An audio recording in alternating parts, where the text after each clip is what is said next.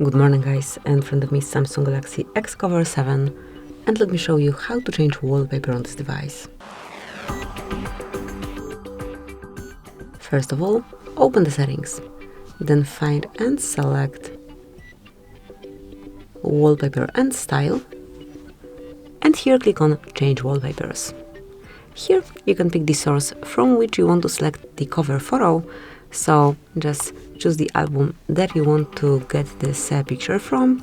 Let me get one from graphical wallpapers, for example this one, and then decide if it's for both lock and home screen. If you want to apply just for home or lock screen, just unmark the second one, but I would like to set it on both, then click on next. Here you can take a look how it looks on your lock screen, and here by tapping over here on lock or home you can see the other option, then tap on done, wait a couple of seconds, and that's it. As you can see, from now on this brand new wallpaper is covering both home and lock screen. Thank you for watching, please subscribe our channel and leave the thumbs up.